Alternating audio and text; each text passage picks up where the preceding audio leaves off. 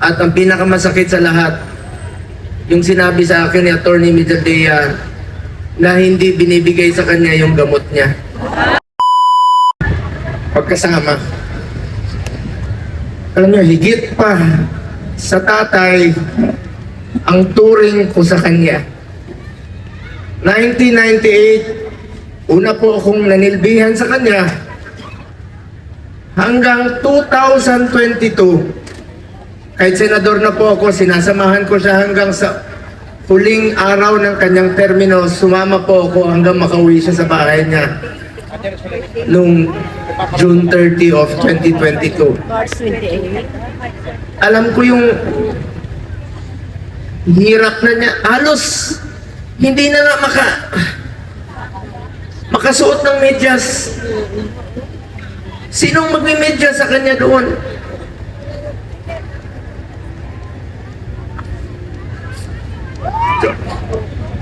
Yung sinabi ko.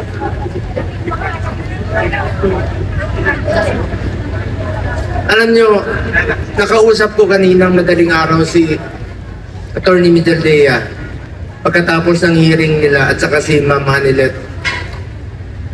Kaya siya ganon siya magsalita. Dalawang dahilan, paring nag-a-adjust sa oras, at ang pinakamasakit sa lahat, yung sinabi sa akin ni Atty. Medaldea na hindi binibigay sa kanya yung gamot niya.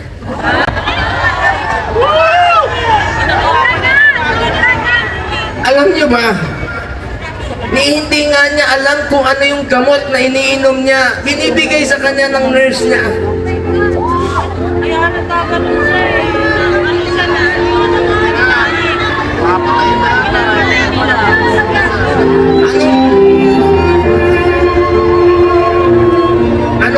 Anong gusto nilang gawin kay Tatay Digong?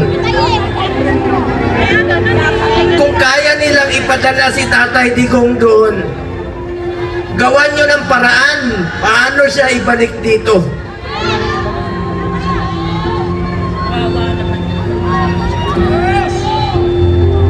Ang gusto nyo basahin ko yung mga medisina niya.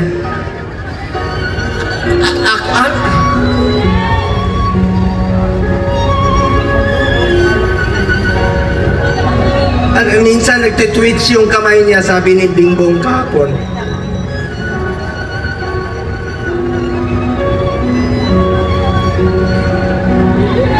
Kaya sa lahat ng mga politiko na nakinabang kayo sa panahon na pinansin kayo ni Tatay Digong, 6 na taon kayong pinansin ni Tatay Digong.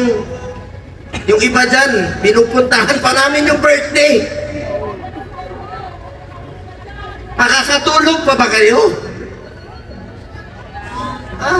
Tulungan nyo naman si Tatay Digong.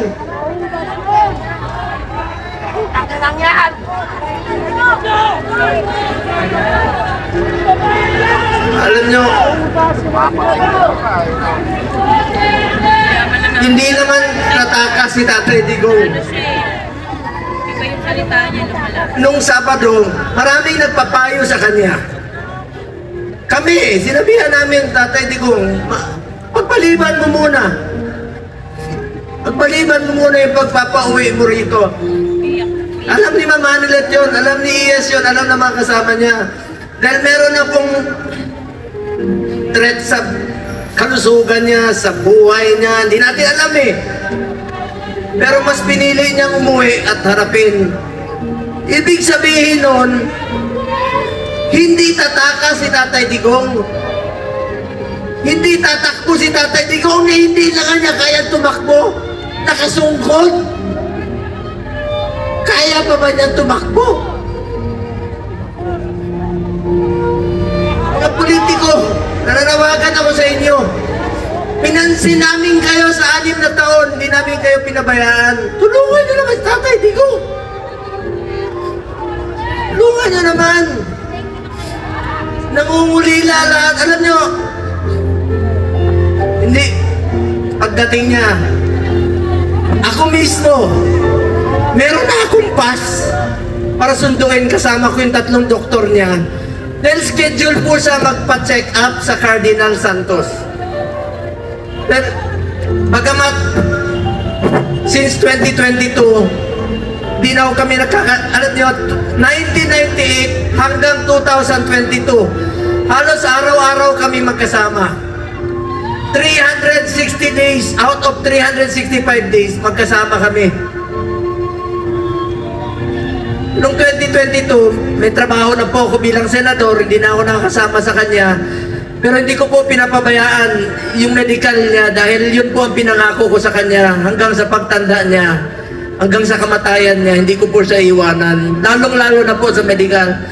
Alam niyo, nakaraang 4 na buwan, monthly siya nagpapa-check up. Yung dinidrip po siya. You may check with the doctors. I-check niya sa hospital. Sinasamahan ko siya doon, dinidrip siya para humaba ang kanyang buhay.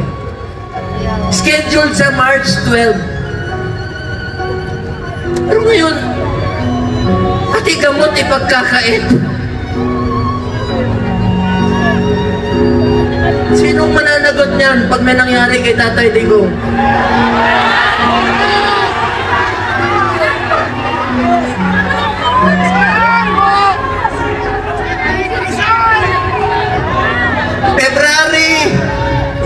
Umpisa nung December, dyan sa Cardinal, sinamahan ko siya. Kasama si Ma'am Hanelet.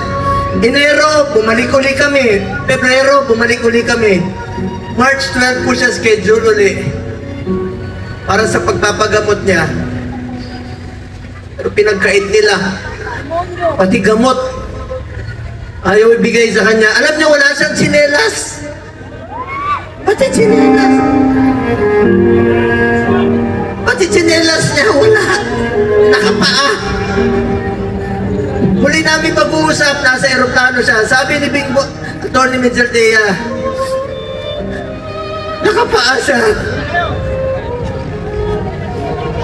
Buti na lang, may nagsuot ng kanyang suot kahapon. Hindi niya kaya, ang lamig doon.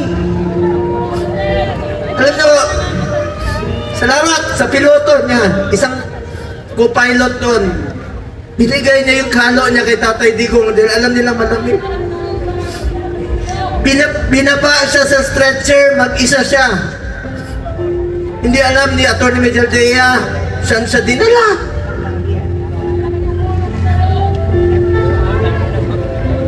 Alam ko na umulila kayo, nakausap ko si Kitty kahapon.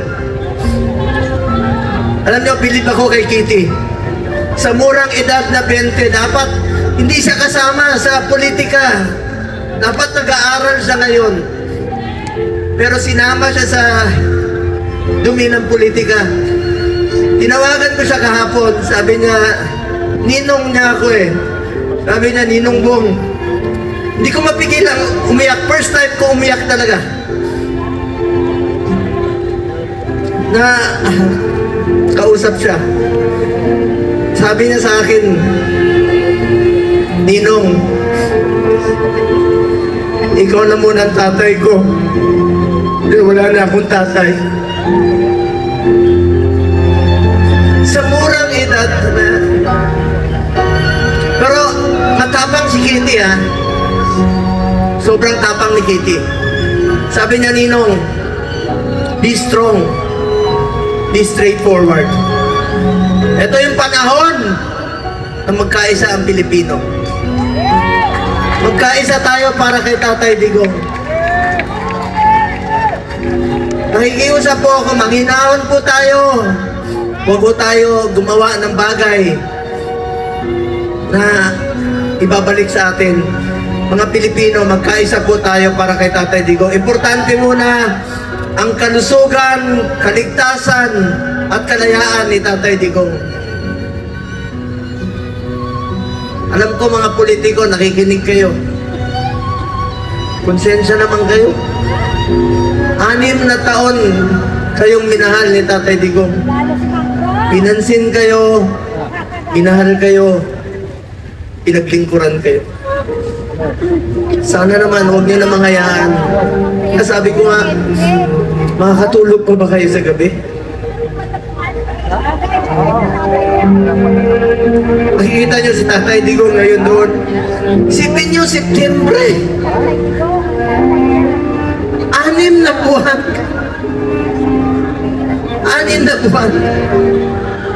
Kakayanin kaya ni Tatay Digong yun? 6 na buwan ang pag-aantay niya.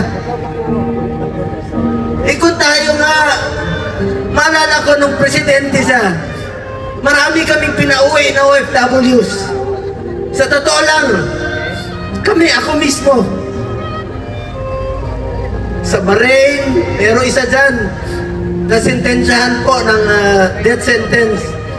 Ginawa namin ni Tatay Digong ng paraan, sumulat sa King, sa Saudi. Hanap kami ng mga kaibigan na tumulong sa blood money para makalaya. So ibig sabihin, Pilipino yan, gusto natin makabalik dito. Gagawin natin ang lahat ng paraan. Ito, bakit baliktad? Bakit ay pumayag? Bakit sila pumayag na ang taong nagmahal sa atin? Minahal tayo, pinaglikuran tayo. Sa totoo lang, ayaw naman yan tumakbo eh. Dahil sa inyo, ginawa niya po yun. Ito bang kabayaran sa ginawa niyang pagsasakripisyo, pagmamahal at paglilingkod para sa bayan?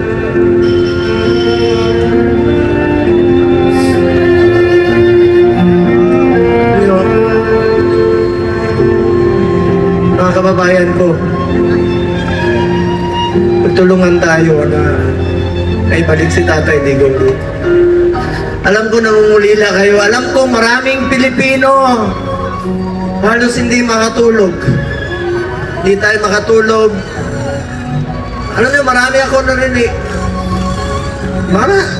Yung iba, kahit hindi natin kasama sa politika, marami nagte-text sa akin, hindi nila matanggap na bakit hinayaan payagan na magkaganon. Ikiusap po ko, alam ko nakikinig naman po kayo.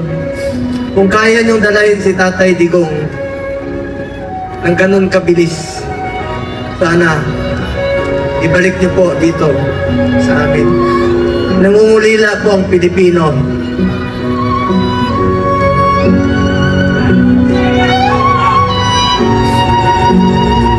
Sa mga kapatid ko Muslim, sa lahat, Basilan, Holo, Zamboanga, sa Mindanao, salamat sa inyong suporta. Mga OFW, alam ko wala kayong tulog. Salamat sa inyong pagmamahal kay Tatay Digong.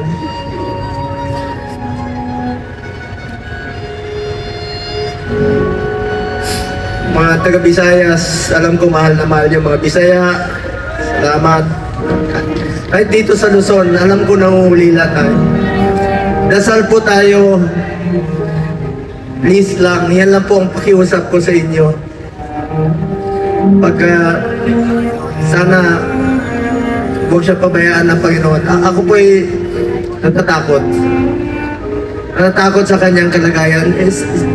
Sanay po siya na inaabot sa kanya ang lahat. Damit, pagkain, itong medisina po.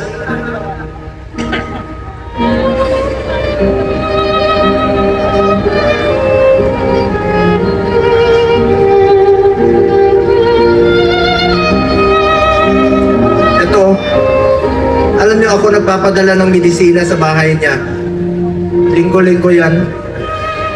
Ang dami nito, Lyrica, Crestor, Pletaal, 1, 2, 3, 4, 5, 6, 7, 8, 9, 10, 11, 12, 13, 14, 15, 16, 17, 18, 19, 20, 21, 22, 23, 24, 25, 26, 27. 27 na gamot. Sinong mag-aabot sa kanya? Meron siyang, totoo yung, meron siyang oxygen concentrator. Dahil dun sa Buerger's disease niya na 80 years old, kukulong niyo pa. Sa banyaga pa.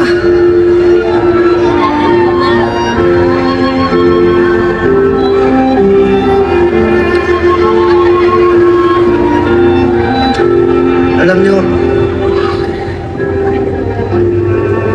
hinahon lang ko kayo. Alam ko mahal niya si Tatay Digong. Mahal natin si Tatay Digong. Magkaisa tayong lahat, mga kababayan ko.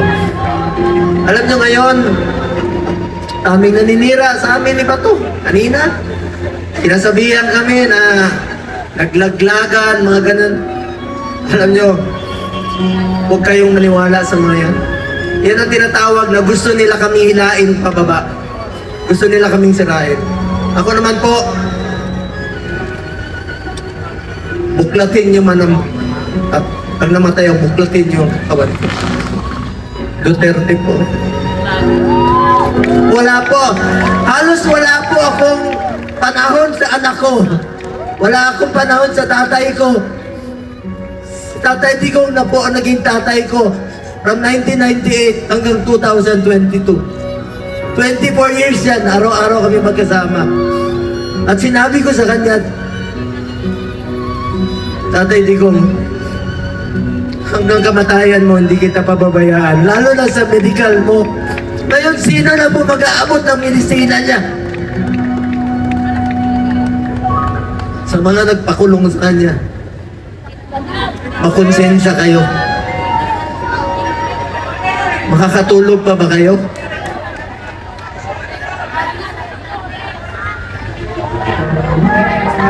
Para nyo kaming kinuna ng Ama.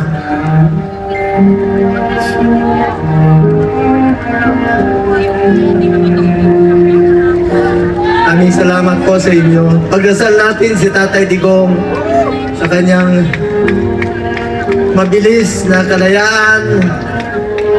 Pagdasal natin ang kanyang kalusugan. Sa totoo lang po, yun po ang aking kinakatakot, ang kanyang kalusugan. Sa totoo lang po. Sa totoo lang po. Kung kakayanin niya ba? 6 na buwan. Pagkakain ko yung medisina. Kung narinig lang tayo ni Tatay Digong ngayon, alam na alam niya na gaano natin siya kamahal. Buong Pilipinas po, nangungulila.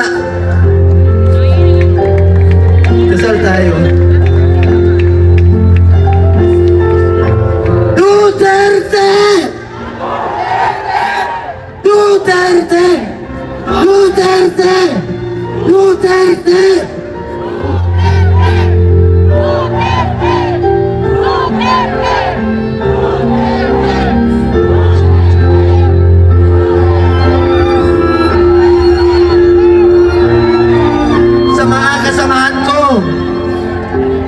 Kasamahan kong kandidato, magkaisa tayo, tulungan natin Tatay Digong.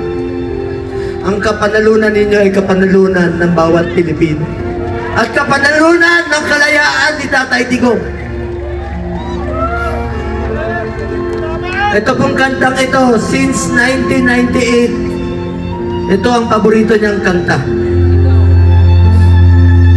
Kantahin natin para kay Tatay Digong.